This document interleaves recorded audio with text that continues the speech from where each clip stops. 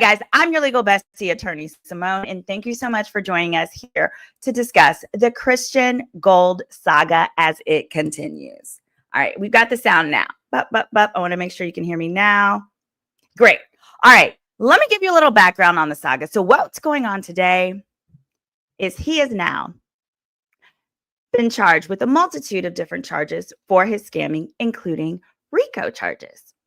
Now, how we got here is honestly, this started because as a law professor and former judge, I really enjoy teaching people about the law. I like to take the law and just make it digestible for the every person, especially for minorities, because for so long, the law was used to oppress us. So I like for us to use it to obtain justice. So I watched a clip about Basketball Wives where Christian was telling Jennifer, hey, I need $250K to help pay off the restitution so we can have the wedding of your dreams. And I was like, there's no way. Sure enough, he was lying. He lied and told her he needed $250K to pay off the restitution in order to travel and have the wedding of her dreams in Paris. She gave him quite a bit of money. She gave him money for this wedding. We don't know the exact amount, but she gave him something in reliance on the lie. The truth was he only owed $12,500, but it was convenient for his lie to say that he owed her the same amount that the wedding would cost so that she could finance her own wedding. And she fell for it. So I didn't know all of that was going on. All I knew is, hey, the way restitution works, he's lying. So I did a breakdown video. Not only did I confirm how he's lying, but I pulled the actual court records and showed them on the screen, showing that the restitution was only $12,500. That's where we started. But then my second question was, well, hold on a second. This guy's supposed to have this $1 million net worth and all this money and all this stuff. So my question was, well, what does he really do? Literally, while on live, I pull up his website and discover this man appears to be running a Ponzi scheme. What? Oh, man, I'm freezing. Oh, gotcha. Hold on. Let's do this here.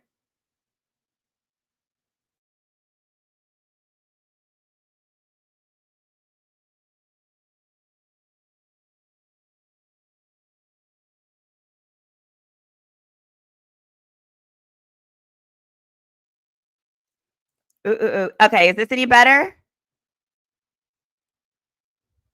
Okay, thank you. I think I'm good. Let me ask my moderator. Okay, I switched up. So I think I should be, wait. Let's see. Okay, great. It's better. All right, continue. So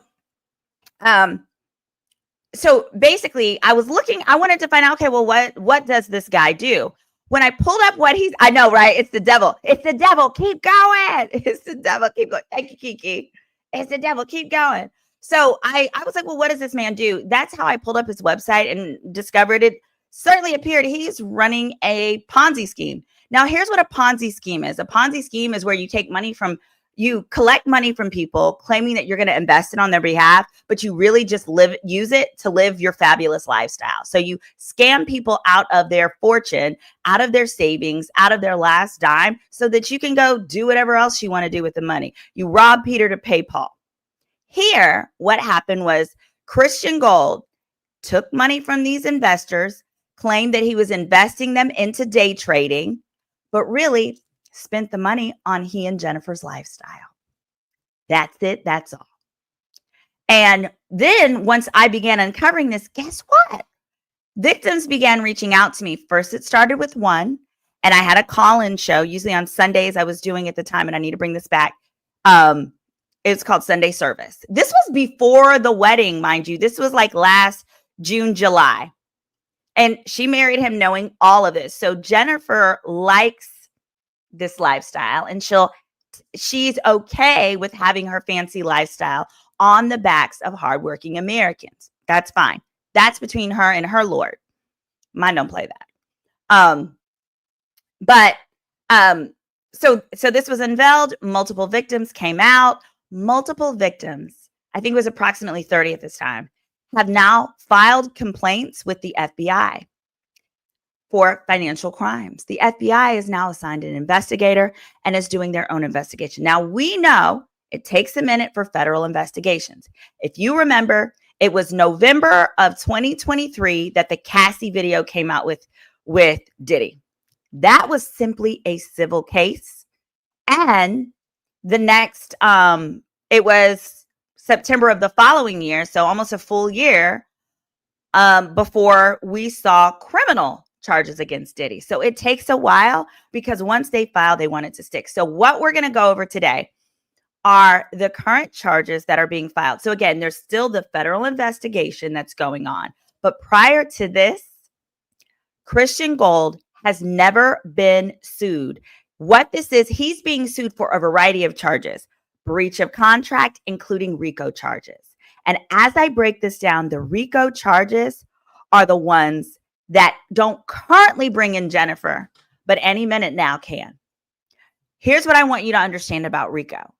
The power of RICO is it's both civil and criminal, and that it means the least of you that participated on the defendant's side can be charged just as greatly as the most of you. So in this case, Jennifer, knowing, and I'm going to share evidence with you, Jennifer knew about all of going on. She knew about all these different people that have been unpaid, all of these people that have complained and continued to profit from their contributions. So that's why I care. So now we've got the allegations. I'm going to go ahead and let's just hop right into it. Oh, before we do, don't forget, you can always schedule a consultation with me. I'm Attorney Simone. Go to my website, SimoneRedwine.com. You can click over here under Book Hire Simone. Half-hour consultations start at just $149. All right, let's get to this petition. Oh, yeah. Andrea said the judge is going to get sick of her. Yeah, Veronica, IMO is saying, Veronica, yeah, she was warned and moved forward. Simone uncovered all of this before the wedding. Yes, absolutely. So now she's part of it. Let me start at the beginning. You can get all this on the screen. Also, if you are a member of my channel on the counselor level, I think that's the $9.99, I have just created a Google Drive that is going to include all of these PDF documents so that you will always have access to them. If you are a content creator, I don't care. You can share them. Just make sure you share the versions with my watermark. That's all that I ask. All right, here we go. Let's jump into it. We've got, I think this counts to 20 or 21 different petitioners. We've got the different parties here. And here's what I want you to follow. What this is going to break down is what you'll see is the amounts everyone contributed are the basis for this RICO, this fraud, this breach of contract, all of these scams. And I want to be really clear with you. Somebody asked, Jennifer has been using the excuse. What she says is, oh, well, it was an investment and there's always a risk you're going to lose your money with your investments. That's true. Here's how this case is different. Hit that like button, guys. Here's how it's different. Is that, let me give you an analogy. If you say, I want to invest my money in, if you give your money to E-Trade and you say, hey, I want to invest my money in the stock market, and they say, okay, and they take your money and they go buy a new purse for their wife, whoever your E-Trade advisor is, takes your money and buys a new purse for their wife. And then the stock he was supposed to invest in goes up, goes down, does whatever. He says, oh, I'm sorry, your investment, I lost your money. Okay, that's illegal because you never put my money into that in the first place. You put my money into your girlfriend's purse. That's what happened here. Christian said he was investing into specific things and didn't. He used it to sustain, allegedly, his and Jennifer's lifestyle. That's why we're here. That may be why they're moving to Vegas. Alteria says, Georgia RICO law allows us to ask for 3 times the amount that we gave him in damages. Alteria is one of the victims listed here in the complaint. Thank you so much. All right, let's go into this. I'm going to make it bigger on the screen. All right, so we've got all these different people, and they gave him, and here's what's interesting. These people have given him money in various, I would say, non-professional investment ways. You're going to see Apple Pay. You're going to see Zelle. when the only way so-called investor can accept money is this kind of stuff, he's not a legitimate investor. Also, when I was uncovering all of this, everything that he's doing is supposed to be SEC regulated. So number one, a felon, which he is, cannot get licensed to do it. And number two, you need a license. So he was breaking rules all the way around. All right. So this person, Cedeno, gave him $2,100 via Apple Pay. Hold on. Let me start at the front. N Cedeno gave him $500. We're going to listen to all the amounts. Then S Cedeno gave $2,100 via Zelle and Apple Pay. Then you've got a Mendoza defendant who gave him $4,100 via Zelle and Apple Pay. Again, these are clues. We know it now. We're not victim shaming here, but we're talking about the facts. Next victim, Sevilla, gave $2,800. Miss Holiday gave him $7,600. Alteria Ray, the Rays gave $15,250. Now, if anyone got paid back any component, this is not referring to anything that they've been paid back. This is balances due. All right. Another defendant, Edward, gave $8,000 via Apple Pay, Zelle, in person, and via cash. Victim Lachey, $7,332 via Cash App, Apple Pay, and Bitcoin. Here's why that's important. This is how the feds are going to be able to pull in wire fraud. Stay with me. Miss Lyons, $7,425. Let's see, that was Mr. Sandoval, $9,948. We've got Miss Lockett, $1,500. We've got another victim that was Smith, $15,000. We've got Miss Montgomery, $1,000. Mr. Lyons, $1,000. Plaintiff Knox, $4,714. Another plaintiff, $3,600. Another one, $4,395. Another one, $25,000 for Mr. Torres. Then we've got another one. Another person is, I think that's $2,750. My little watermark's in the way. Then we've got Mr. Vega, $300. We've got all of that. These are all the different ones. Here's what's critical to notice. This is why I'm so proud of this group. I'm so proud of my followers, is because subscribers, is because they got together and they joined together to sue him. I have seen schemes like this my entire legal career. And generally what happens, because you'll see in there were some people who are only victimized for $300 or $500. These predators pay on poor people who can only invest $300 or $500 because they know that the gosh darn filing fee to file is more than they stole from you. They don't expect you to ever get justice. But these victims have joined together. And yeah, well, it's maybe only $300 here or $1,000 there or $500 here. By them joining together, we have a six-figure amount. And that is why they were able to join together and seek justice. Oh, and if you're a victim that hasn't joined, it's not too late necessarily. When we get to the final page, I'm going to share with you the information on the attorney. You know what? I want y'all to watch the whole video, but if you don't, let's let justice prevail. I want to make sure that you've got the attorney's information. Hold on. I'm going to say it.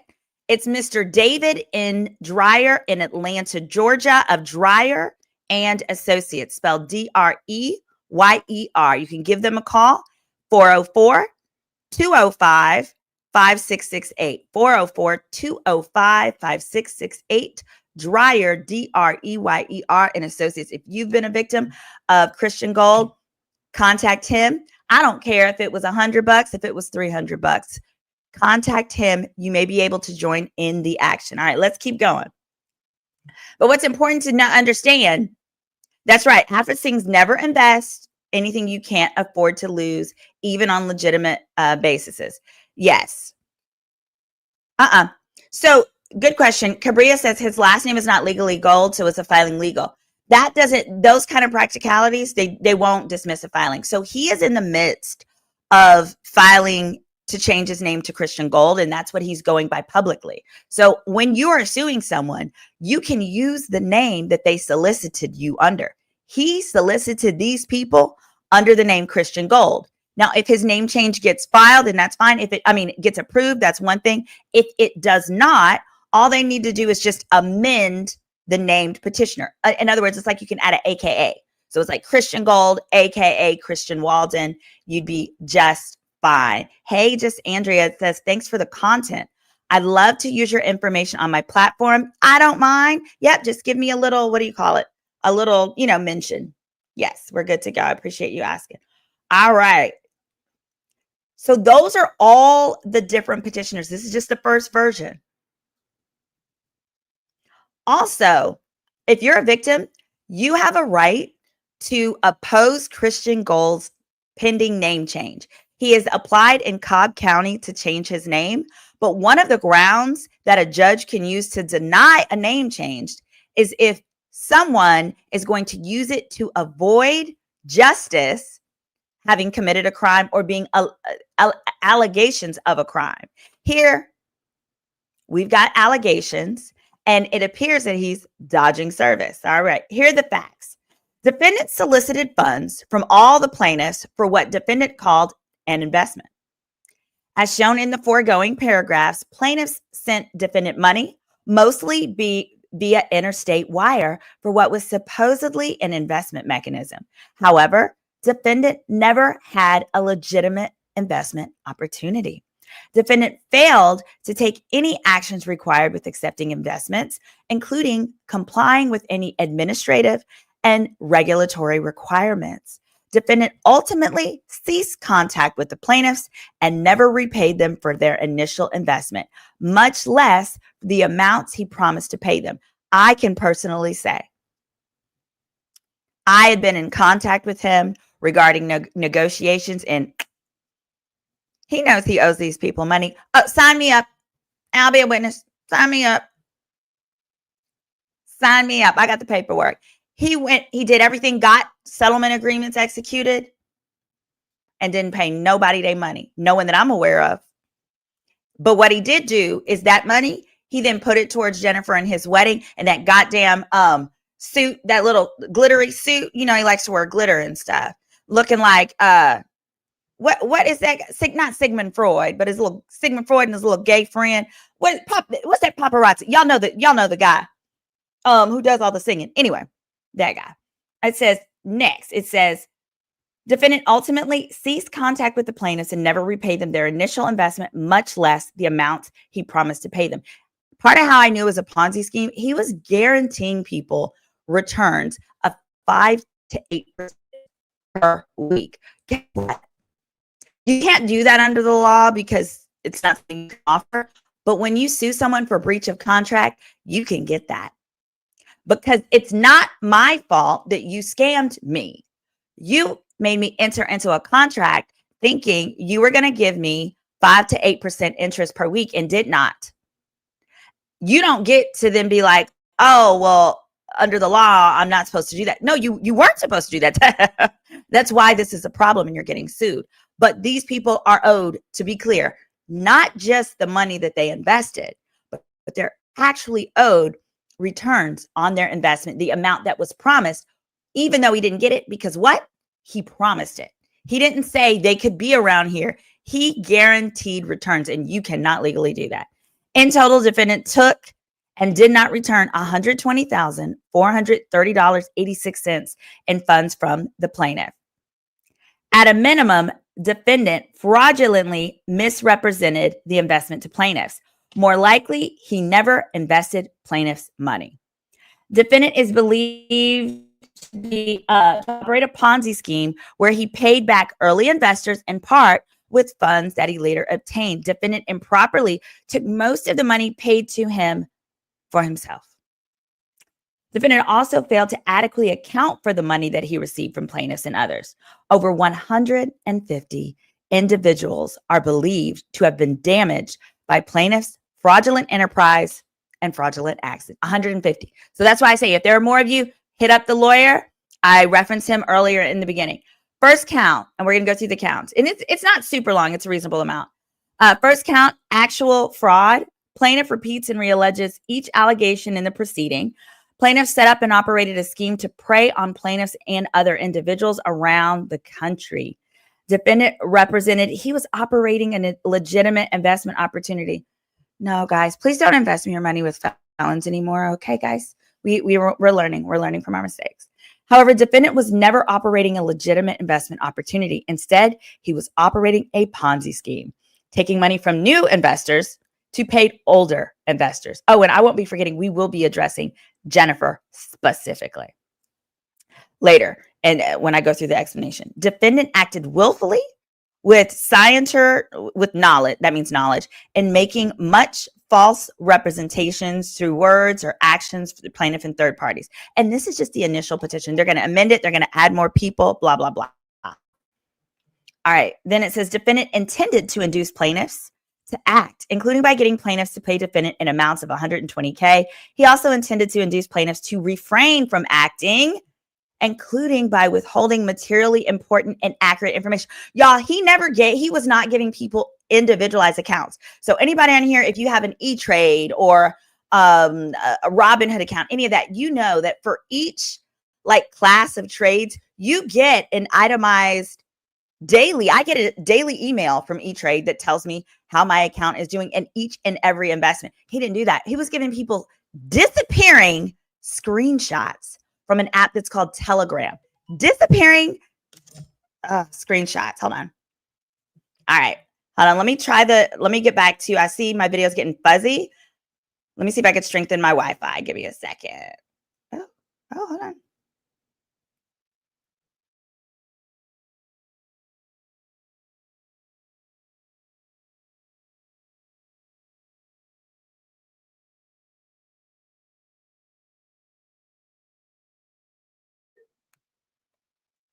All right. Let me know if this is better.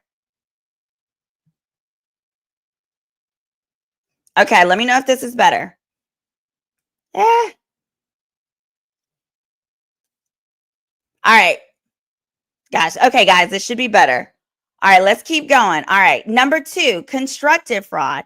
Plaintiff repeats. Basically, constructive fraud. Okay, good. It's better. Constructive fraud. I'm back on Wi-Fi, so I appreciate y'all's patience. T-Mobile, it's gonna be the death of you. I hate you. Defendant. Oh, I'm not gonna say that. If you want me to be a content creator, we can work on improving my Wi-Fi. All right. Constructive fraud. Defendant committed one or more acts of omission or commission. Defendant actions were contrary to legal or equitable duty, trust, or confidence. His actions were contrary of good conscience. Basically, what constructive fraud means is that basically you lied by omission.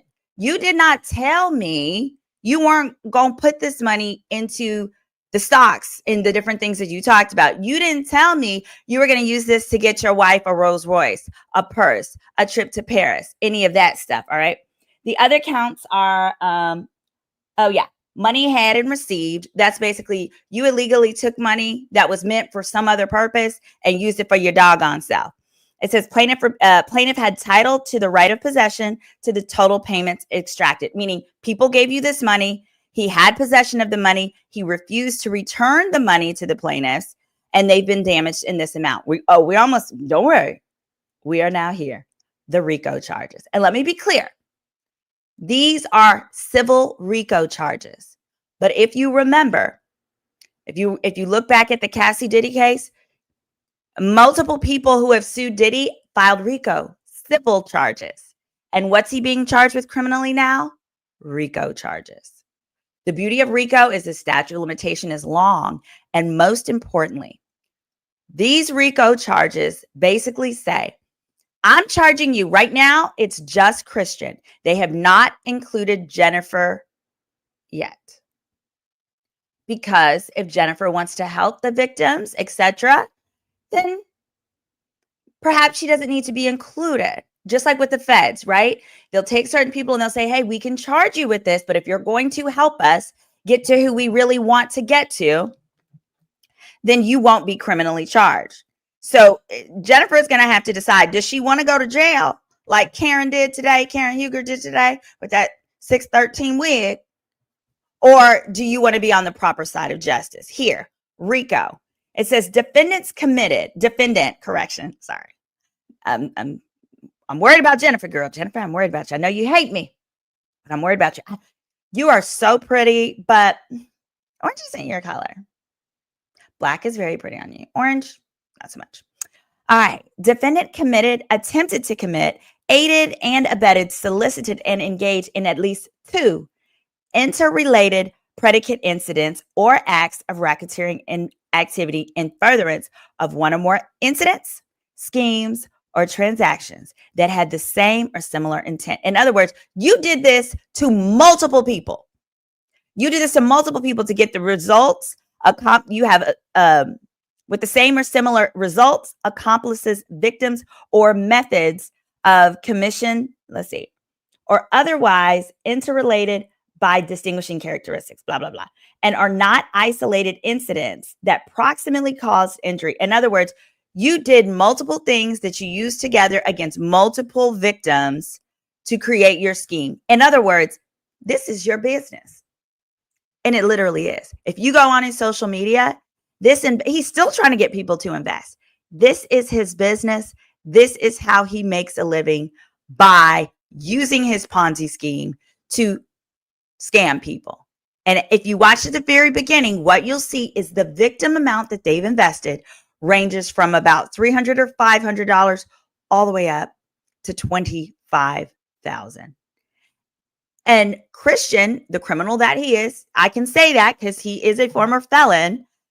He probably never thought that all these people that invested 1,000 here, 300 here, and would ever be able to hire an attorney. But this amazing law firm, Dreyer and Associates, allowed all these people to come together and file their claims so that together they can get justice. And under Georgia law, because of what he's done and how he's done it, they are entitled to up to 3 times their damages. And that does not even include the interest that they lost out on, but were promised. All right, predicate acts, mail and or wire fraud. Again, these are civil charges that give rise to criminal charges. There is already a federal agent assigned to this case who has been doing investigations, taking interviews. And now this started, I want to say around last August, September. And it generally takes about a year for federal indictments to come through, as we saw in the Diddy case. Cassie was November of 2023. Diddy was indicted and arrested September of 24. Predicate acts, mail and or wire fraud. Mail and or wire fraud pursuant to this act constitutes the predicate acts of racketeering. That was basically because he was getting the money that he scammed from people via Cash App, Zelle, Apple Pay, etc., and Bitcoin. Something else to be aware of.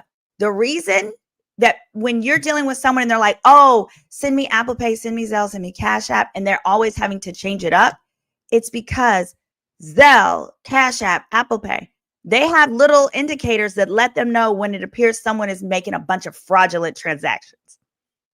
So the reason he had to change up how he was taking money is because Apple Pay itself or Cash App itself had designated these payments fraudulent because they knew what he was doing. They could see a lot more transactions on his side. Defendant used an interstate telephone call, electronic communications, and or mail in furtherance of the scheme in the course of defrauding plaintiffs of the total payments extracted. As one example, defendant refused to give plaintiffs reports on all amounts paid to defendant.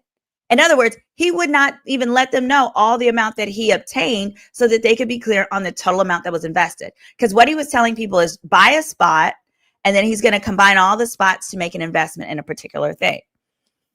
It says all of the funds were some, or at least some, if not all of the funds he had were misappropriated. Defendant did so with intent to defraud, and it was reasonably foreseeable that an interstate telephone call, electronic communication, or U.S. mail would be used in his scheme. Absolutely. There's an interrelationship between the acts of racketeering that's required. The acts of racketeering, which is the mail fraud and getting the money and then lying to people, committed by the defendant are interrelated and not isolated incidents, and they all involve numerous transactions or purported transactions and involve the same or similar intents. Namely, the plaintiffs, with similar victims, namely the plaintiffs, the same or similar methods to provide benefits to the defendant. The incidents of racketeering activity committed by the defendant have the same or similar intents, that they sought to obtain property, including but not limited to total payments extracted, the 120, for the defendant through illegal means. The incidents or the acts of racketeering committed by the defendant have the same or similar results, namely harm to the plaintiffs. And then this is repeating kind of the same thing. Injuries to the plaintiff proximately caused by the RICO violations. This is just simply where they're saying, if he hadn't lied to us, if he hadn't committed the wire fraud, if he hadn't stolen the money, we would not have been hurt by these RICO violations. And that's it, guys. That's the summary. Now, let me explain how Jennifer Williams / Jennifer Gold comes into this.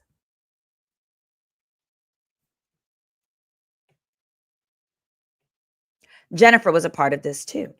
I'm going to put this bigger on the screen. I'm going to put my little big face. That's right. They call me the cat lady. That's what Christian likes to call me. This is everyone. He called it Gold Reserve Fund. Remember, this alleged scammer would not give people individual account. He would send them screenshots of things. Now, these are everyone that was in a particular investment fund. Jennifer Williams had 50 spots. Each spot was $100. That means she invested $5,000 of her money. This is just one example of proof. I'm not going to put all the proof up there. This is just one. What this shows is one of two things. With the Ponzi scheme, he took everybody else's money to give people like Jennifer returns to make them think it's real. It's real. See, Jennifer, how do I say this like kindly? Jennifer doesn't have a lot of street smarts. She's got fashion sense, but street smart isn't necessarily her thing, right?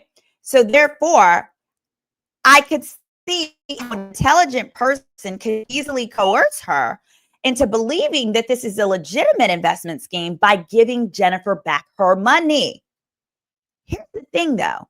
If any of their accounts are tied together, because this is RICO, she's now a co-conspirator.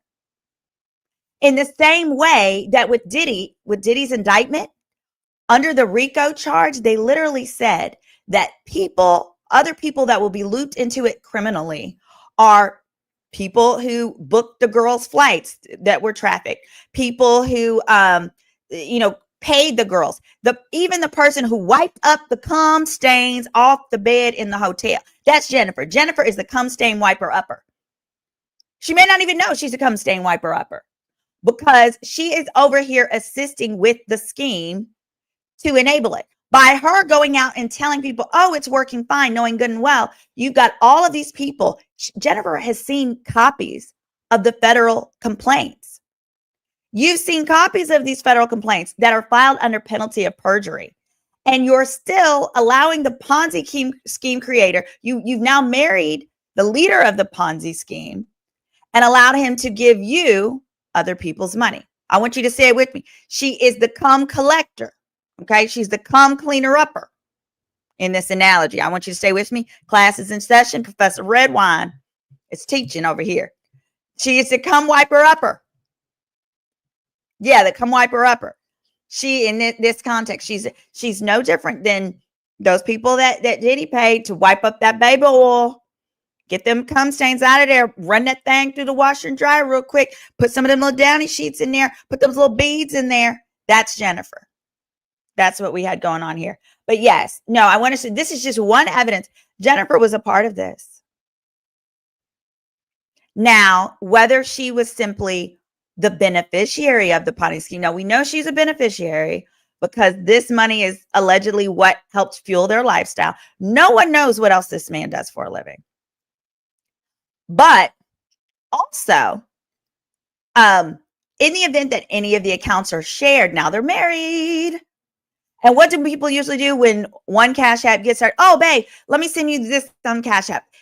If a dime flowed through any account of Jennifer's, she's screwed. She is affiliated. Yes, she is screwed. The Jizz janitor. Yes, Jennifer the Jizz janitor. Okay. In Diddy's case, the RICO people that could be pulled on are the cum whipper uppers, the Jizz janitors. Here in this Ponzi scheme, in the alleged Ponzi scheme, Jennifer would be Jennifer the Jizz janitor. Frozen if it's a pity. Yes, accounts can be frozen, but I just want to be clear. What we just went through and what we just analyzed. Oh, here's the last page. This is the page with the attorney's information for any other victims out there. I don't care if you've been unpaid $300. See this man, call this man, join together for justice. Got him. One of the victims, Ulteria, says, according to their earlier YouTube videos, they do have a joint Bank of America account together. Well, RICO. Oh, you said I come at Jennifer like a bitter baby mommy. Well, we already covered at the beginning, and I'll say this again as we get ready to conclude that I'm going to put this back up so we can see how Jennifer contributed there. Many people ask, why do you care? First of all, I'm an attorney. It's literally my job. Asking why do I care about someone scamming hardworking Americans out of their money is like going to a gynecologist and saying, who's complaining about a product that's giving people cancer and saying, well, why do you care? Those aren't your patients. Because I'm a doctor and I don't want to see anyone harmed where it's preventable. And I want anyone else to know that if this product is harmful, to be warned so that they too don't get injured by it. So if you are dumb enough to not be able to comprehend the concept of someone who does not want anyone to suffer an injustice that's preventable, I apologize for your mom or your dad, whoever raised you and didn't teach you any better. But yeah, it's for the same reason that people on the news agencies will tell you about like crimes that are committed and people that are going to jail, just because it matters to a civilized society. But yeah, reporting on the truth is not bitter. It also gives people the option to decide if they want to seek justice. Because the truth of the matter is, if we hadn't started talking about this, none of these victims would realize they were not alone. Okay. Many of the victims thought that it was just them until these stories started coming out and people were on the YouTube. We had a YouTube that was like 20 people. Now we know that it's approximately 150 victims out there, and we don't have all of them. But again, the number that was up earlier, the contact information for that attorney, I'll also put it below in the chat, can be listed below. The other thing about this I want to be very clear about, and if there's one takeaway that Professor Redwine gives you, is that we are here because they attempted to silence me, right? Christian and Jennifer sent me a cease and desist letter. I want to say last September. Y'all remember that? I got a little playlist on here. Christian Gold, click the playlist. I break down the whole cease and desist letter, baby. I put it on the screen for you. And what I'm here to tell you is that when you are telling the truth and you are doing the Lord's work, you bid not cease nor desist. I didn't cease and I didn't desist because I had done nothing wrong. When you are telling the truth, you don't have to. Now, you do run the risk of being sued. But I want to make sure people understand that a cease and desist is not a legal or court document. It's simply a letter from one person to another saying, keep my name out your mouth. And legally, the response to that is I simply wrote back and I said, under the law, because I know what it is, under the law, you can't sue me for defamation without first telling me what were the defamatory statements that I made. The letter initially just said all of them, right? What they sent says, everything you've said, don't say it again and promise you won't ever talk about my client. Well, no, I can't do that because I had also at that time, I was representing some of your clients, a little stupid, a little stupid. So in turn, hold on a second. Am I okay? Okay, I'm sorry, guys. I know I'm fuzzy a little bit, so just bear with me. We're about wrapping up. But in turn, they had told me that it would be, they sent the cease and desist. You only have to cease and desist if you're lying. I asked them, is anything inaccurate? They told me nothing because nothing was inaccurate. He then got upset, filed a complaint to get me disbarred with the state of Texas. You know, while he was sitting in his jail cell, hit that like button, guys. While he was sitting in a jail cell, he filed a complaint to disbar me. Now, that situation is still pending. I'm going to have a separate video for you on that. But I just want to let you know, to this day, they got money for everything but to sue me. They have not sued me for defamation because I've defamed no one. And to this day, I welcome you. Let me know what I said that was incorrect. It's nothing. Really, what they want is to silence me so that no more victims know their options. Well, today is not the day. So I am excited to reveal that, yes, this civil complaint for breach of contract, for fraud, for scamming, for RICO has officially been filed. And this is only going to support the efforts. This is in addition to the federal investigation. So he can travel wherever he wants, where he wants in the United States, and he can live the life that he wants. I know that his probation is wrapping up for his, assaulting his ex-girlfriend. Do that. Enjoy yourself, but give these people their money, because what you had was a Ponzi scheme. And Jennifer, this is your warning. Where civil RICO starts, criminal indictments end it. You need to decide, what side of the jail cell do you want to be on, Miss Jennifer Gold? On that, have a blessed day. I'm your legal bestie, Attorney Simone. Feel free to cite this video, any components of it. Just tag me. My YouTube tag is at Is That Legal? Girl, Is That Legal? And then my Instagram is Attorney Simone Redwine. Check out my website as well, SimoneRedwine.com, if you'd like a legal consultation anywhere in the United States. Y'all have a blessed day.